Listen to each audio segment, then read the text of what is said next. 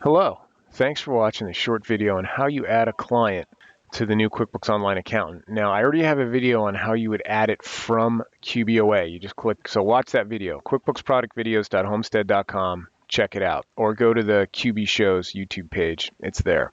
But let's say they already have QBO and you're not the accountant user yet, so how do I bring an existing QBO into this list, right? I'm not creating a new sub. This client particularly already has a QBO sub. So we're gonna go over there right now, and here is my client. They're signed in with a totally different login, right? They're going to go to manage users, or I'm going to go into their file as a company admin and go to gear icon manage users.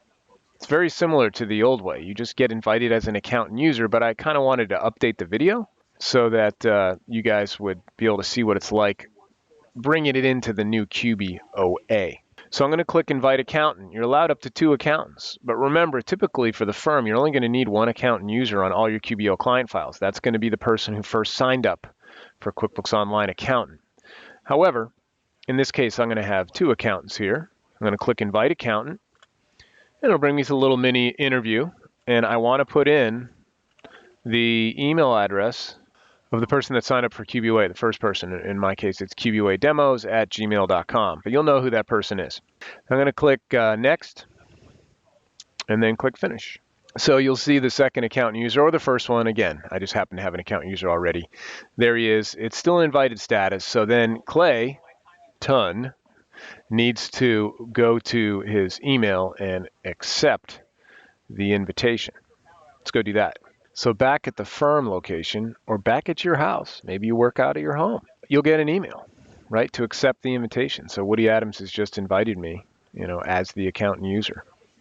So I can click Accept Invitation, and it's going to bring me into QBO, and you're going to choose your user ID. You should see it there. If you see a list, it's because you have a lot of user IDs linked to the email. Just choose the correct one. You'll know. Which is why I also like creating like a generic kind of isolated email address as a user ID for, QBOA and all QBO work, if you can. That ship might have sailed for a lot of you, so just click on the one. Believe me, my Intuit email address has quite a few user IDs linked to it, so I know what you're talking about. So I'm going to click on the user ID, QBOAdemos@gmail.com, and I'm going to go ahead and sign in and accept the invite. Put in your password. You accept the invite. And when you accept the invite, you'll be brought into the new QuickBooks Online Accountant, and you'll have that little flag, right, the drop down, the little banner that said, hey, go to QBO demo file has been linked to the particular file.